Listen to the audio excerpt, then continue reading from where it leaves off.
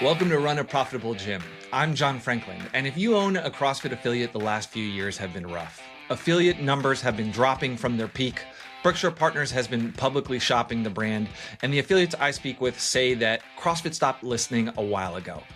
This week, CrossFit announced Bruce Edwards as the new CEO. My guest today, Chris Cooper, has worked with thousands of CrossFit affiliates in a one-on-one capacity, and he's worked with Bruce Edwards himself, including the day Bruce fired him from CrossFit. Chris himself walked away from the brand in 2022, and he's been critical of CrossFit leadership in the past. We're going to talk about why Chris left, why he's optimistic now, and what Bruce needs to do to bring affiliates like him back into the fold. So Chris, welcome to the show. Thanks, John. What a great intro. It only took 3 tries, but let's get into it. You de-affiliated Catalyst in 2022 after being a CrossFit gym for 14 years. Walk us through that decision. What was the final straw? Well, I had been, close with CrossFit for many years. I worked for CrossFit. I was Chris at CrossFit.com for about 4 or 5 years. Bruce was the COO while I worked for CrossFit. And when CrossFit sold in 2020, Dave Castro was kind enough to call me and talk me through the change because he knew this was going to be a massive shift for people. And in that phone call, he said, give us a year. It's going to take a while to turn this around. And so I said, yeah, I'm all in, and I quickly, got on a call with Eric Rosa within 48 hours, was encouraged by the message from him. And I gave them a year, and then I gave them another year, and then another year. And things were getting worse at HQ, I thought. I wasn't public about it, but my responsibility as an affiliate owner is always first to my family, second to my clients, and third to my staff. And so every business decision that I make, and I've had to learn this the hard way, is you put it through those filters. So is my affiliation to CrossFit HQ benefiting my family? Well, it's not. It was causing me a lot of stress and grief and long walks in the field by myself. Is my affiliation to HQ helping my clients improve their health? No, it's not. The method was helpful and my coaches were certified in the method, but the affiliation itself wasn't because it was distracting. And third, is this actually helping my staff? Well, no, it's not, because now they've got to update more certifications, etc. And so with those things in mind, I still didn't make the decision lightly, but I just quietly ended my affiliation in 2022. And I know that was not a decision you took lightly. No.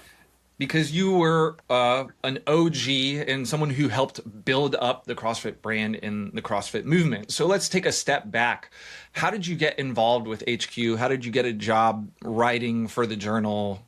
How did that evolve? So 2012, one person from the media team, Lisbeth Darsh, made this Facebook post and said, we're looking for writers for CrossFit regional events. I had a team that was participating. It was called, they were regionals back then. I had a team participating in them in Toronto. I thought this is a way to pay for my plane ticket. And so I put up my hand. I never thought that I'd get the job. And they hired 3 or 4 writers from different regions in the world. I did sneak in. And then I just kept showing up, and I would interview athletes and I would send them stories. And it turns out that the person who was supervising me was not doing that. And so I had her job before the event even happened. And then luckily, Mike Warkentin was the head of CrossFit Journal at the time. He was working for HQ and he helped me out a lot. And over the next 2 years, they started sending me out on location. And CrossFit at the time had some serious journalists like Warkentin, and then they had me. And so whenever they had a weird story, a human interest story, go to Utah and interview this guy that has 3 wives and his whole family does CrossFit, like that's where they would send me. And finally, I wrote a story about a prison, and I was competing in a powerlifting meet in this prison with the inmates, and the inmates saw my CrossFit hoodie and they were telling me about doing CrossFit. And I wrote a story about that, and Greg loved it. And he and I and some others, Sevon, were out in Seattle, Bruce, and he made me an offer, and he said something about getting the right people on the bus, the old Jim Collins line. And at that time, he was really focused on getting the right people on the bus. He was hiring a lot of writers, a lot of media people. He had said, like, CrossFit is a media company. And so that the media team really, really swelled. When I was hired, it was 2014, and they said, what do you want to make? And I said, I don't really care. I just want to be Chris at CrossFit.com. And that was my contract, you know? And then over the next few years, that media team just kept swelling to the point where somebody had to kind of step in and be the grown up and trim the team down to the essentials. And that grown up was Bruce. So Greg was obviously the face of the business during this period of time. And this was when CrossFit was exploding in popularity. The affiliate base was exploding. What was Bruce actually doing at HQ? So there was Greg, kind of the figurehead. He had hired Jeff Kane to be the CEO, and Bruce was the COO. So if you're not familiar with that role, Chief Operating Officer is basically the one that makes everything go. They're usually not in front of the camera. They're usually behind the scenes running the business. And so that's what Bruce was doing at the time. And so whenever there was a staffing issue or wherever there was a systems issue, a process issue, that went to Bruce. Greg was out front. I think he was fighting the CSCA or the NSCA at that time. But Bruce was in the back actually making sure that we had a website and that the certifications went off without a hitch. And I think Bruce was really instrumental in getting the CrossFit certification accredited, which did a lot for the brand, honestly. And whenever there would be a negotiation with, ESPN, Nike or whatever, like Bruce would be a really important part of that. And it wasn't Nike, it was Reebok. Whenever there was a meaningful brand expansion, like we're going to bring on this course, that course, like Bruce would have been a big part of that conversation. So he was also in charge of supporting affiliates, and he was a co-owner of CrossFit Aptos, which is like right in HQ's backyard at the time.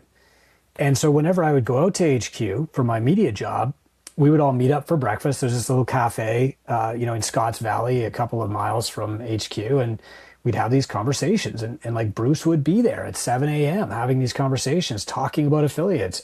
Bruce was the one that said, like, what can HQ do to help affiliates better back in 2016, 2017. Like, he was the guy who actually was connecting the affiliate community to the mothership. And it sounds like he has actual experience with the pain points of a gym owner, right? I think I read somewhere, in addition to being an affiliate owner, he trained with Greg directly at the OG CrossFit location. So that could very well have been, yeah. Yeah, I don't know. The internet. So that's my source. After leaving CrossFit, it sounded like he moved into a couple different positions within the broader fitness industry. Do you think that is helpful coming back into the CEO role? It is, both as practice and as proof. So when you come into a brand, right, there are leaders who play offense and there are leaders who play defense. The leaders who play defense are the ones who are there to maintain, to make sure, like, the new owner gets a good ROI. They're not going to change anything. They're going to like go full bore into what the brand is already doing. And I think in hindsight that this is what Berkshire has done up to this point. They did a big tour and they raised a lot of hoopla and rah-rah, right? And they got people excited.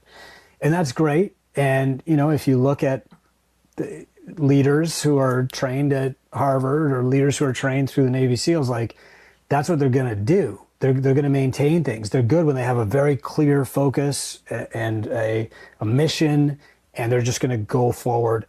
But that's not like what CEOs do in tough times. And to me, that's not playing offense. The really amazing CEOs are the ones who have to change a company. When they get there, the company is not like going down the road in a straight line and they have to maintain it. They're the ones who have to like stop the fall, stop the plane from crashing and turn it around. And that's when things get really hard, because it's not going to be comfortable for the CEO. They're going to have to take some heat. It's not going to be comfortable for the staff. It's not going to be comfortable for their clients. And Bruce has proven that he can do that. He's done that in these other companies where he hasn't just been charged with like, keep the plane in the air. It's like, we're in a nosedive. You need to help us come out of it. He's done that, and he's willing to do it again. I got some text from him last night, and I'm more encouraged than ever that he is exactly the right guy for the job. And so you have a unique line of sight, having worked with him directly, having built Two Brain into the largest gym mentorship practice in the world, and just being an affiliate yourself. So let's talk about the affiliate base. Affiliate counts have been declining for years. What do you think's actually driving that? Well, I think it's momentum, but it's also a lack of clarity. The brand has kind of hardened around the original core dogma, and if anybody wants to bring any kind of change or evolution into the brand, which has to happen, you've got these polarizing communities. No, let's go back to the way things used to be, right? Like these are the hard lines. No, we need to evolve. We need to do stuff like High Rocks. We need to partner with Medfix instead of seeing them as competition. I tend to land more often in the progressive camp of let's evolve. Like, let's actually look at the methodology. Is there a place for zone 2 in the methodology? Well, if you're part of the old guard, then your whole job, your identity depends on you embracing this dogma of we don't do that because we're CrossFit. But that's what's killing the brand. It's stifling creativity. It's pulling CrossFit into the dark ages. And what we need is a more enlightened era of, okay, let's look at the methodology. What have we learned in the last 25 years? Has science shown us something different? Let's also look at, like, what is our relationship with affiliates? What value do we actually bring affiliates? Because where the brand was valuable enough in 2015, that's not enough value anymore, especially if you're going to keep, raising rates. So every CEO has to make money for their shareholders, right? That's their job, and there's nothing wrong with that. I think CEOs and companies should be profitable. But you can do that by playing offense, changing things and growing outward, or you can do that by playing defense, trying to maintain things the same, and then just like taxing the affiliates with higher and higher fees. And I think it's too late to play defense anymore. And if you're an affiliate owner today, what is the single biggest thing making your business harder than it was 5 years ago? Probably there's a few things. Number one, there's still lack of clarity. I mean, there are a few people who've jumped on the bandwagon and they're going to teach you how to run a CrossFit affiliate, whatever. These are people who might even have a decent affiliate themselves. But the reality is, like, affiliation and the people running affiliates and the gym itself, they need to evolve. You need to look around and say, like, well, what did High Rocks learn from CrossFit that we didn't learn? And, CrossFit doesn't pay. There's no financial incentive for me to say Bruce is the guy. There's no financial incentive for me to say High Rocks is the guy. My responsibility, though, is to gym owners and to tell them the truth. So, the biggest challenges that are facing CrossFit or affiliates right now is like lack of clarity from the brand, right? There's a for sale sign outside our building. Come on, like, we got to get over that. Second is lack of clarity in the mission. Like, what are we doing now? Talking to Greg in Cleveland, we were together for dinner a couple of weeks ago. He said, like, that's going to be hard if you don't have a clear enemy to fight. And Greg was good at that. Let's fight the NSCA. Let's fight Big Sugar. Let's fight Coca-Cola. Nobody at HQ wants to take that on right now.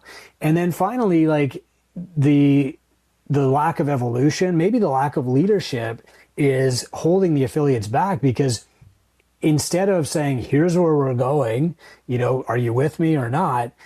You've got this kind of like infighting where certain factions in the community are saying, don't change anything, go back to the way it was, lower affiliate fees. And certain factions of the community are saying, like, actually, let's move to small group. Actually, let's talk about zone 2. Actually, et cetera. And unfortunately, what happens is if you don't have clarity, if you don't have decisions from leadership, those people who would pull the community forward are going to be out. Okay, I'm going to do this without you. And that's where you lose innovation. That's where you lose the ability to renew your brand, freshen it up, and attract new people. The affiliates are not the fruit of CrossFit. They are the roots of CrossFit. They are what markets CrossFit. Helping affiliates learn to market themselves will grow CrossFit again. It's too late to count on the games. It's too late to count on ESPN. It's too late to run Facebook ads promoting CrossFit. You have to teach the affiliates how to be successful themselves, and they in turn will feed and water the tree. And I think that's a good point to end on, because something I think that doesn't get talked about enough is in 2026, there really isn't a clear front door into CrossFit for a new person. So if I'm thinking of an affiliate owner who's affiliating today and opening a gym versus my experience in 2012, 2013, like, I just put CrossFit on my building and I opened the door with 120 members because everyone wanted to try CrossFit. It was a new thing. There was a clear funnel into my business, even though I probably wasn't the most qualified coach and my gym wasn't the best gym. When we look at a thing like High Rocks, they have a very clear funnel getting people into the ecosystem, right? It's the races. What would a real beginner pathway into CrossFit look like in 2026? And whose job is that? HQ or the affiliates? It's HQ's job to prove value to the affiliates and then increase the number of affiliates that they have. And I think that's a two-step process. It's the affiliate's job to get people to come into their gym and change their lives. So the affiliate needs to learn how to market, but the client of HQ is the affiliate, and their job is to deliver value to that client and then to attract more clients. The same way as the affiliate's job is to deliver value to their clients and attract more clients, HQ has to do the same thing, but with affiliates. And so how do we get new people? How do we get prospects into these gyms, right? Because I do think that's how we get more affiliates. We make putting CrossFit on the door again something that grows the business, where some of the feedback I've gotten from affiliates is they felt it was kind of a headwind or a detriment these last couple of years.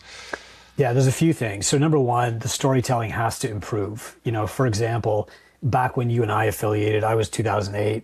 What year were you, John? 2012. Yeah, okay. So there was a very clear story back then. And the story was forging elite fitness, not fitness for elite people, not you have to be a games athlete or you have to compete or you have to be a Navy SEAL to do this, but helping anybody achieve their best fitness, forging elite fitness. That was a very clear, replicable, memorable, repeatable story. And that was repeated over and over through media. And Greg got that. You know, Greg said at my first media meetup, CrossFit is a media company, not a fitness company. That storytelling since then has diverged. Mostly, you know, CrossFit hired a lot of hacks like me who wanted to talk stories about different things, and they kind of like lost that focus. And now it's kind of disappeared and then come back and disappeared and come back. So the first is like the storytelling. You have to tell the stories of people achieving elite fitness in a CrossFit gym. They cannot achieve elite fitness anywhere else. The second thing that they have to do, so like storytelling is the very first thing. The second thing that they have to do is tell the story of affiliation.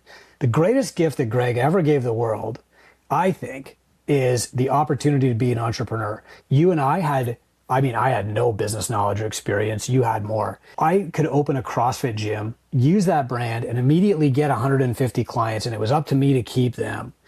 Like, he was giving me enormous leverage for very, very, very little money back then. And that, I think, was the greatest gift. Like, Greg created 30,000 brand new entrepreneurs that we wouldn't have had otherwise. People were quitting jobs in banks and as firefighters and everything else to open up an affiliate. We need to tell that story. Our HQ needs to tell that story. And that's what's going to encourage people, especially right now with AI, with, you know, every career out there is like under stress, under fire, downsizing. The only path forward is to create your job. And it might as well be a job that you love, a job that is full of noble purpose, and a job where you control the outcome. I mean, CrossFit could be that. CrossFit has been that, and CrossFit can be that again. So Bruce certainly has his work cut out for him here. Yeah. One of the things that you brought up earlier in the conversation is you have the old guard who kind of wants CrossFit to go back to the biker gang era, but we acknowledge the fact that things need to change in order for the brand to evolve and change directions from the way we've been going the last half decade. In your opinion, what is sacred and what actually needs to change? What's sacred is novelty.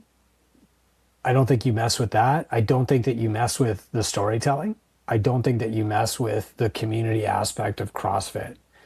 What has to change is an acceptance that CrossFit can be done one-on-one, in a small group, and in a big group. What has to change is the affiliates understanding that coaching is a high-value service, increasing in value as people can find or make their own workouts on ChatGPT and Claude. That personal coaching is getting more valuable, not less. What has to change is kind of the mindset of competition versus collaboration. Competition is fun in the gym, but collaboration is way better. Like, imagine if CrossFit had partnered with High Rocks 5 years ago, or partnered with MetFix now. I mean, Bruce was at the MetFix seminar last week or the week before. Like, this is another reason that I'm so optimistic about Bruce is he understands collaboration.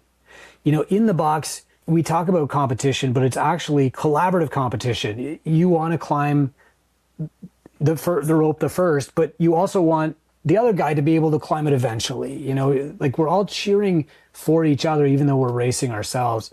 And you want that in the box, but outside, you really have to foster collaboration. And I think a lot of the old guards are scared of that because they've been playing defense for so long. They think that, like, there's a scarce market, and if another gym opens up down the box, they're going to hurt my gym, instead of being shown how to actually collaborate.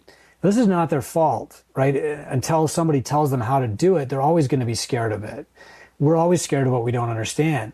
But HQ should, instead of saying, like, work together with the other affiliates, they should say, here is how you work together with the other affiliates. Here is how you partner with the fire station. Here's how you partner with that gym that's doing high rocks down the street.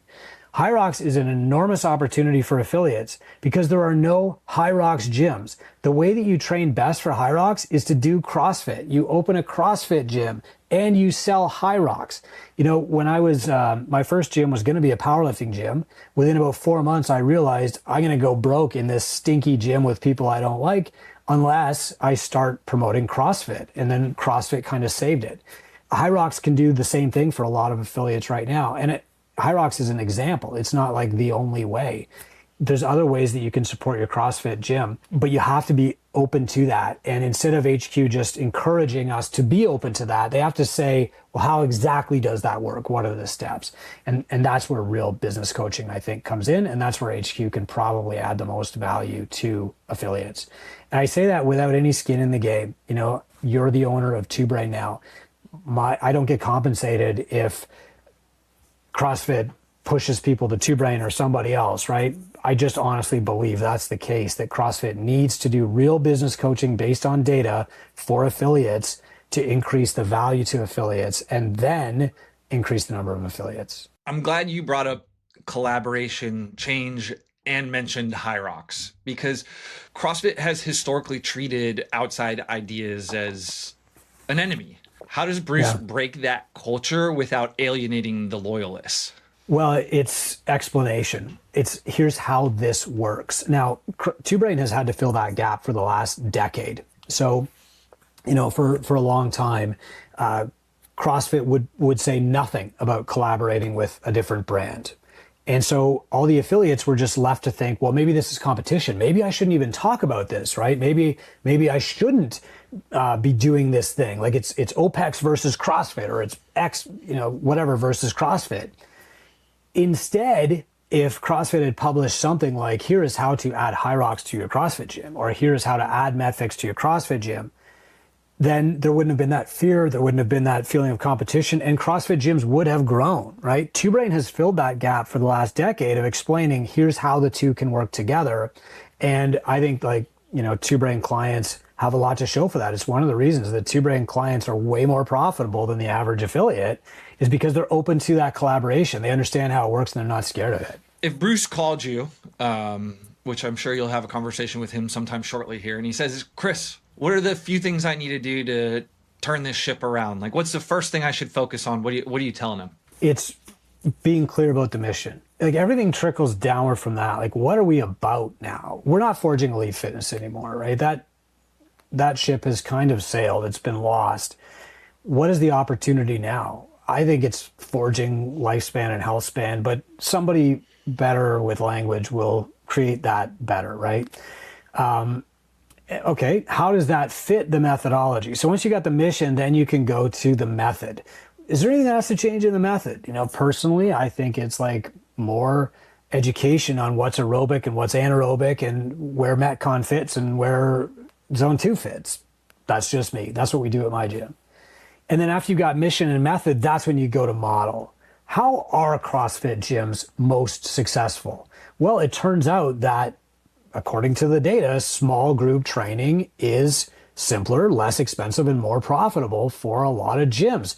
Why don't we teach CrossFit gyms how to do that instead of perpetuating the myth that CrossFit equals big group classes, which it never was for Greg, and Bruce is going to get that. Bruce has been through all of that. And so what would need to be true for you to consider reaffiliating Catalyst?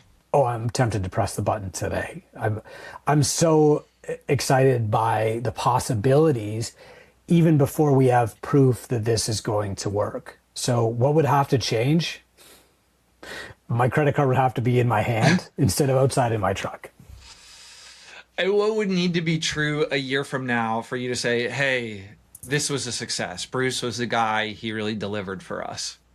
Yeah, that's a better, sorry, John. Like I know that's the question you're really asking here. What proof will we... We'll get there. We'll get there. Yeah. There's a few things. I don't think you're going to see affiliate numbers tick up in the next 2 years. That is too soon. The signs that I'd be looking for that would tell me the ship is turning around, the plane is coming out of its nosedive, are a resurgence of CrossFit Media, clarity in the mission and the story that's being told. Those are both leading indicators that would say, okay, now we're doing it right. Now, they're not going to tell the same old story, but they are going to be telling a story with purpose and clarity the way that Greg did. They're not going to say the same things Greg did, but they're going to do the actions that Greg did in publishing every day. They're going to make that content compelling, concise, and really shareable so that people like me want to share the content. That's not content that's going to come from the CrossFit Games. It's CrossFit it's content that's going to tell a story. Think of the stuff that Greg was building when he left. It was what he called the Archie Bunker sketch, but it was like an old guy in front of an old couch in his basement swinging a kettlebell. That is good storytelling, and that's what you need. So that's the first sign.